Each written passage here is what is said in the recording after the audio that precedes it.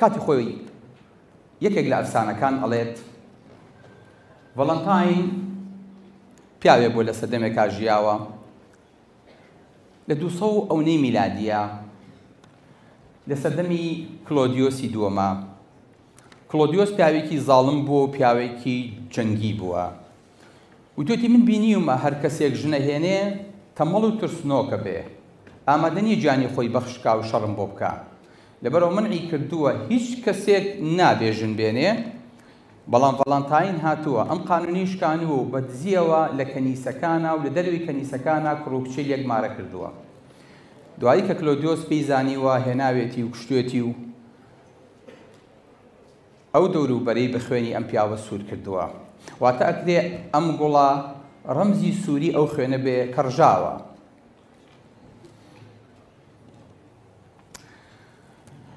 ڤینۆس چییە؟ ڤینۆس ڕەمزی جوانی و خوای یۆنانیەکانە. کاتی خۆی لەگەڵ ئەدونیۆسا، ڤینۆس و ئەدۆنیس حەزیان لە یەکتری بووە.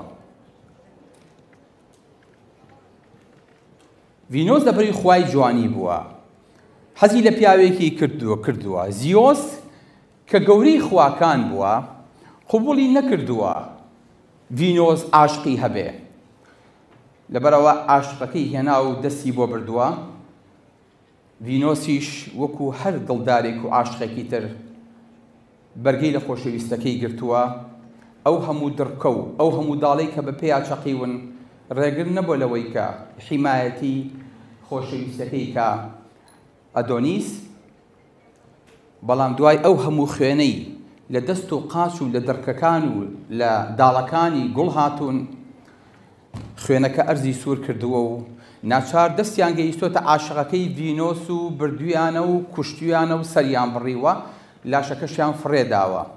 بۆیە هەموو ساڵێ لە میادەیە کە لافاو هەڵەسێت و بەفرەکان ئەتوێنەوە و وردە وردە ئەوروپا سوورەکات، خەڵتە و قوڕ و شت لەگەڵ خۆیان ئەهێنێ، ئەڵێن ئەوە بە خوێنی عاشقەکەی ڤینۆس سوور بووە.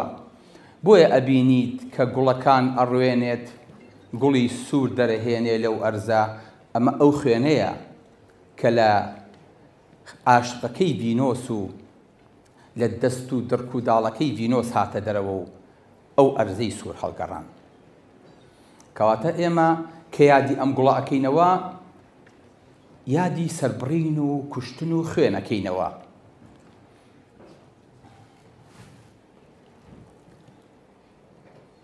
ئەفسانەیەکی تر لەوانەیە هەبێت کە ئەمە ئەفسانەی پاشایەتی مەلەکی بەریتانیایە، واتە لە ڕەئسی هەرەمەکەیە کاتی خۆی کە بۆ ماوەی 30 دانە ساڵ لە ساڵی 1455 تا 1485 لەسەر تەختی پاشایەتی بەریتانیا شەڕی ناوخۆ دروست بووە. لە نێوانی